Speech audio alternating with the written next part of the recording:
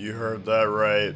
Sonic Shadow Generations managed to somehow do the impossible.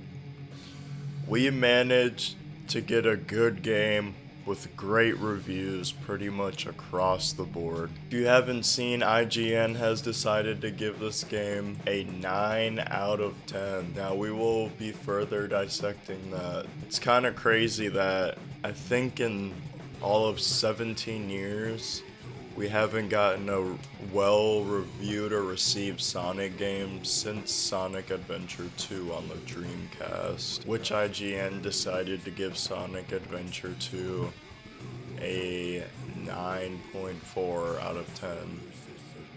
While recent games like Sonic Forces, Superstars, and even Frontiers, although I really did enjoy Frontiers, didn't receive the best of treatment, along with a lot of the other games in Sonic's modern journey. I'm really glad that this game is getting good reviews.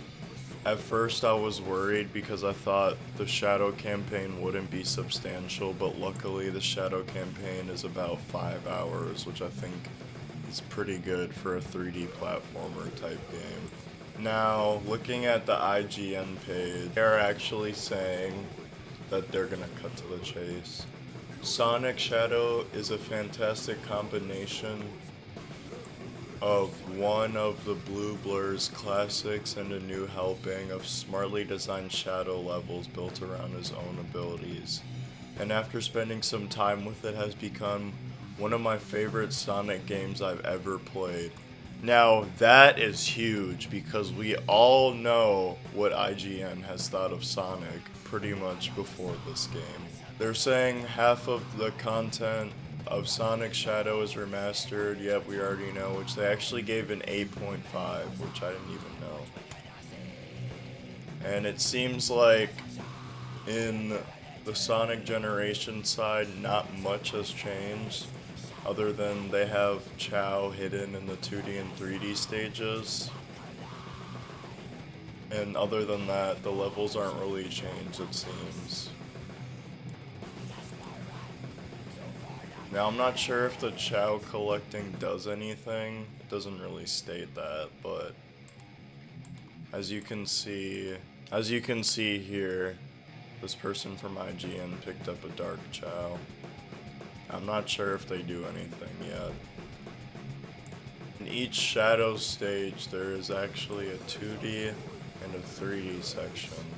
Shadow will actually start with a similar skill, the Chaos Dash, and he also has the Doom Wings, which let him just skip all the level design. Both campaigns, the total number of stages is now over 150. That is a lot of content.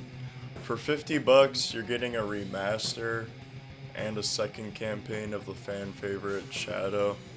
I think it's worth it. If anything, like $40 would have been like sick, but 50 is not that bad when we got games dropping for 70, 80, and now I'm seeing $100 with Black Ops 6. Take a Avid, so with the 150 stages, it would take us about 50 to 20 hours to get through, they say. And it says, those looking for even more challenges, completing the Shadow campaign will unlock a new option that increases the difficulty of bosses and challenge levels when replaying them. Okay, that's cool. Seems like Sonic Team's trying to figure out replayability. I think they did a good job with like expanding a character's moveset with Shadow and the Doom powers, because you're able to either skip level design, or maybe take alternate paths with like the Doom swimming ability, or just any other of the Doom powers. Okay, so we got new versions of levels, new versions of Radical Highway, Rail Canyon, Space Colony art. The Doom Surf makes levels, water levels, a lot more fun. The only stage that broke my momentum and reminded me of the missteps of modern Sonic games was the Sonic Frontiers 3D stage. It feels empty compared to most of the stages, and had an over-reliance on a new sludge-based upgrade for Shadow that reminded me of my least favorite wisp powers from Sonic Colors. Okay. Other than that, though, I enjoyed replaying every stage, find optimal paths, gather collectible keys. Nice. All white hub world from Sonic Generations 2D to 3D one. So this is the open area, open zone, open space they were talking about. Just wanted to see what chests I could open using keys I collected. So it looks like if you collect keys in game or in the challenge levels or wherever you get the keys, you can explore the hub world to unlock chests. Which is pretty good, because it kind of like brings more of a purpose. It brings more of a purpose to that white hub world instead of just like having an area to go around. You can actually unlock chests with certain collectibles you gather, which is pretty nice. Verdict: Sonic Shadow takes an already excellent game and springs it to new heights at a blistering pace by doubling up the campaign length with creative level design. Fantastic bosses, plenty of collectibles, and appreciable graphical upgrades. While the brand new Shadow content isn't necessarily long on its own, it adds a nice change of pace to the collection of all great time Sonic stages Generations already contained.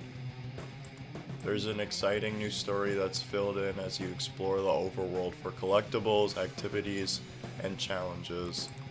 This bulked up remaster soars far and above previous enhanced versions we've gotten in the Sonic franchise, and hopefully will be the gold standard Sega holds itself to when it decides to bring back other Sonic games from the past. IGN Editor's Choice 9. Amazing. This is wonderful news. On Metacritic, we got an 80.